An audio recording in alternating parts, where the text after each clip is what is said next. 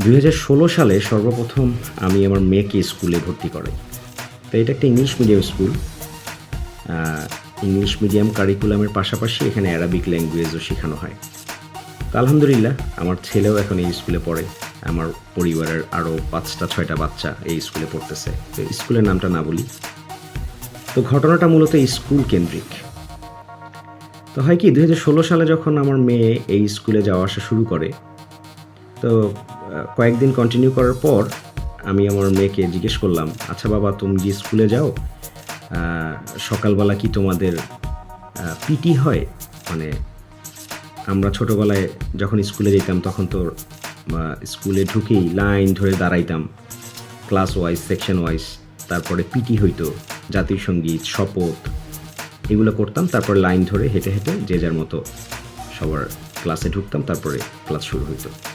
তো এইটার কারণেই মূলত ওকে জিজ্ঞেস করা যে তোমার স্কুলেও কি এরকম হয়? তুমি কি পিটি করো? জাতীয় সঙ্গীত, শপথ, জাতীয় পতাকাকে সম্মান দেখানোর জন্য সালাম প্রদর্শন, এগুলো কি তোমার স্কুলে হয়? তো সে বললো না তো বাবা, আমাদের স্কুলে এইগুলো হয় না। এবং দেখেন সে আমার বাচ্চা ওইখানে প্লে থেকে শুরু করে, একেবারে ফার্স্ট ক্লাস থেকে শুরু করে, প্লে, নার্সারি, তারপরে প্রি কেজি, কেজি, স্ট্যান্ডার্ড 1, এইভাবে করতে করতে সে এখন স্ট্যান্ডার্ড 6-এ পড়ে আলহামদুলিল্লাহ। তো সে বলতেছে এগুলো কিছুই হয় না, আমরা ক্লাসে ঢুকি, নর্মালি ক্লাস হয়, এইরকম কোনো অ্যাক্টিভিটিস আমরা করি না। তা আমার কাছে একটু লাগছে, অবাক লাগছে যে কেন বাচ্চাদেরকে, এটা তো ডিসিপ্লিনের একটা পার্ট। হ্যাঁ, এবং যেমন আমি ছোটোবেলায় যখন স্কুলে যেতাম লাইন ধরে আমরা দাঁড়াইতাম, পিটি করতাম, একজন লিডার সামনে যাইতো, যে কোনো ক্লাসের থেকে সিলেক্ট করা হতো এটা একজনকে, সে সামনে গিয়ে আমাদেরকে দেখাইতে এভাবে করতে হবে। তারপরে আমরা শপথ নিতাম, আমি শপথ গ্রহণ করিতেছি যে মানুষের সেবায় নিজেকে নিয়োজিত রাখিব, তাই না? একটা ফিক্সড একটা শপথ ছিল। তারপরে জাতীয় সঙ্গীতের জন্য প্রত্যেক ক্লাস থেকে একজন বা দুজন করে নিয়ে একটা টিম বানানো হইতো, তারা লিড দিত জাতীয় সঙ্গীতে, বাকি সবাই আমরা গাইতাম। তারপরে জাতীয় সঙ্গীতকে সালাম প্রদর্শন করতাম, তারপরে আবার ক্লাস ওয়াইজ লাইন ধরে হেঁটে হেঁটে যে যার ক্লাসরুমে চলে যেতাম। কত সুন্দর একটা ডিসিপ্লিন। তারপরে এই জাতীয় সঙ্গীতের প্রতি একটা ভক্তি শ্রদ্ধা আসা, তাই না? দেশপ্রেম, এগুলোই তো ছোটোবেলায় আমাদের ভিতরে জাগ্রত হয়েছিল, বা এভাবেই আমরা শিখতে পারি আসলে। তো এই কারণে আমার একটু অবাক লাগছে যে না, এটা তো দরকার।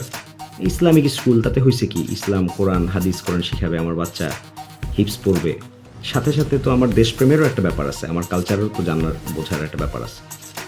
তো যখন প্যারেন্টস মিটিং হয়, আমি ওয়েট করতেছিলাম কবে প্যারেন্টস মিটিং হবে। এরপরে খুব শীঘ্রই একটা প্যারেন্টস মিটিং হয়, সেখানে আমি যাই, যে যার মতো কোশ্চেন করতেছে, আলহামদুলিল্লাহ ওইখান থেকেও স্কুল কমিটি, টিচাররাও যার যার মতো করে রিপ্লাই দিচ্ছে। তো এক পর্যায়ে আমি হাত তুলি যে আমার কোশ্চেন আছে। তো যাই হোক, আমি নাম বলতেছি না, টিচারের নাম আমার এখনও মনে আছে। হ্যাঁ, ভালো মানুষ আলহামদুলিল্লাহ।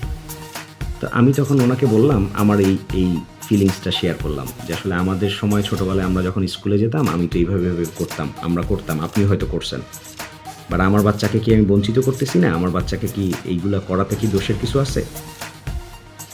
আপনি পড়াশোনার পাশাপাশি ধর্মীয় জ্ঞান তো দিচ্ছেনই, আমার বাচ্চাও তো হিপস করবে ইনশাল্লাহ, হিপস পড়াচ্ছেন, সাথে সাথে এইটা করাতে তো দোষের কিছু নাই, তো এইটা কি আপনারা অ্যাড করতে পারেন না? এটা শোনার পরে ভদ্রলোক আমাকে যেটা আনসার দিচ্ছেন, এটা শোনার পরে আমি জাস্ট একদম চুপ হয়ে গেছি, আমি আর তার সাথে কোনো আর্গুমেন্টে যাইতে পারি নাই মূলত। উনি আমাকে উত্তর দিলেন, ভাই আপনি কি জানেন জাতীয় সঙ্গীত প্রদর্শন, জাতীয় সঙ্গীত গাওয়া, জাতীয় পতাকাকে সম্মান প্রদর্শন করা, এটা কি ইসলাম সাজেস্ট করে? তো আমি এক বাক্যে বলে দিলাম যে না, এটা ইসলাম সাজেস্ট করে না।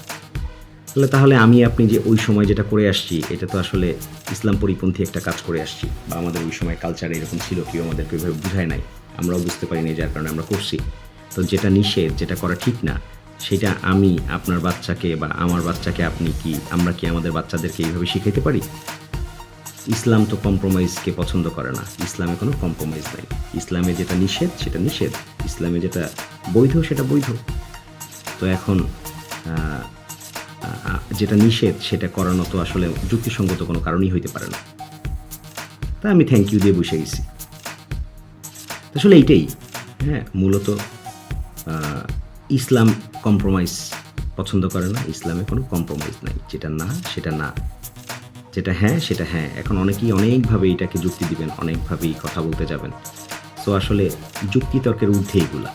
এগুলো নিয়ে কোনো যুক্তি চলবে না।